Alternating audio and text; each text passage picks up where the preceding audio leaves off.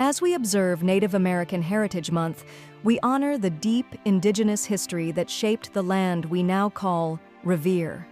Long before European settlement, the Pawtucket people lived throughout the coastal wetlands of Rumney Marsh. Archaeological sites, including a burial ground near today's Revere Street, affirm their long-standing presence and culture. The early 1600s brought profound upheaval. A devastating epidemic and ongoing conflict sharply reduced the Pawtucket population, and by 1619, their Sachem Nanapashamet had been killed. Leadership passed to his sons, Sagamore John, who governed the Rumney Marsh region, and Sagamore James, who oversaw communities to the north. These changes came just as European settlers began to reshape the landscape and disrupt indigenous lifeways. During this month of reflection, we're reminded, through voices like Strong Oak Lefevre's, of the resilience and enduring cultural identity of indigenous peoples.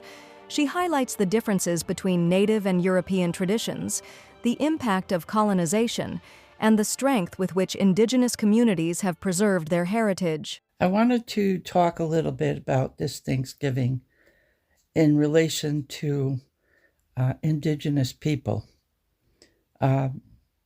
We believe that this holiday and its reference to that first Thanksgiving between the colonists and the indigenous is fraught with misinformation.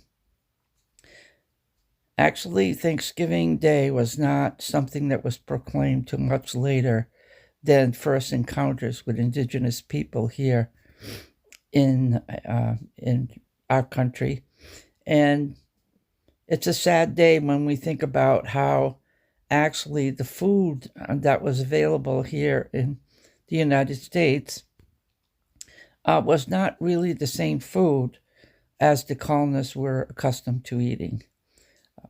In fact, the people that came here initially, colonists, weren't comfortable with the food that they found here. And the reason why it was so hard, and they needed to get the assistance of Native peoples about surviving here, was not only about the cold climate, but it really was about the food source.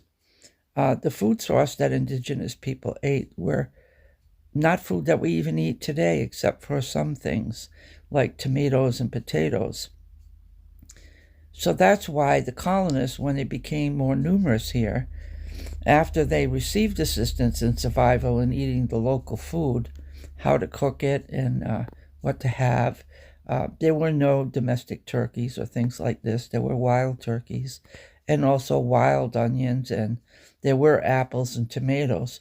However, what the colonists did, which doesn't get discussed too often, is that they brought seeds from their country to then begin to plant those seeds here. And so they colonized Mother Earth herself by changing the food that she was providing for us. So we look at this and think, why do we have so much misinformation? It is because the story is told by a people that control the history. We see this happening today. There's the changing of history, and we see that a lot of the things that are being shed are going back into history and then sanitizing it.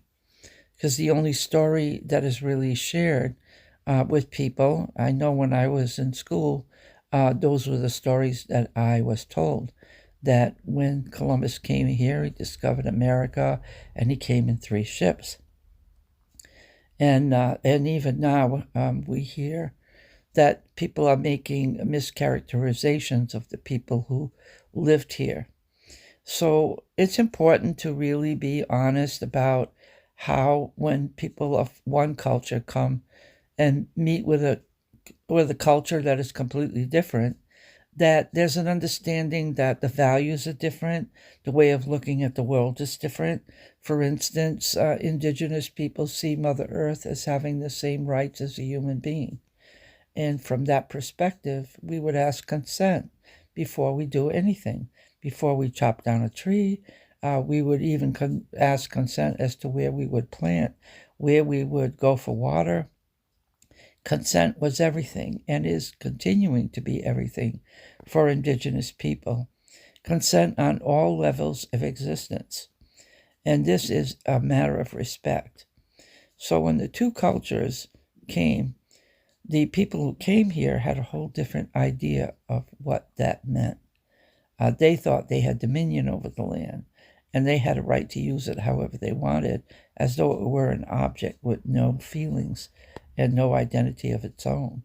Everything here has a purpose, and we all know today that if the bees were to go out of existence, there would not be any people here either, because all of it is an interconnected web of interdependence.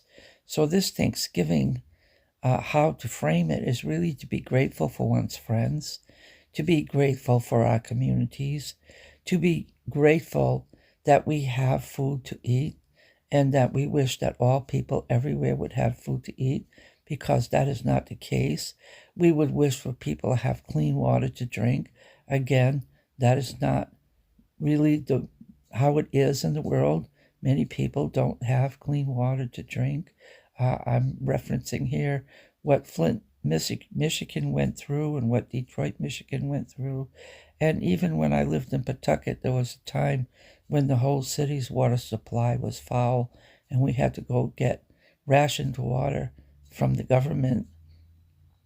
So I'm thinking at this Thanksgiving Day from an Indigenous perspective on how important it is to have respect for all cultures, to see every single thing as sacred. Every one of us is sacred.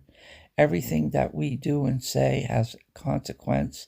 The decisions we make have implications and consequence for others. And so it's important on this day of Thanksgiving to have gratitude for all the things that we enjoy and to wish the same for everyone. Have a happy Thanksgiving. Native American Heritage Month calls us to recognize these histories, honor the contributions of Native peoples, and ensure all communities are seen and respected. As we reflect on Revere's origins and the stories that preceded us, may we move forward with gratitude, understanding, and a commitment to inclusion.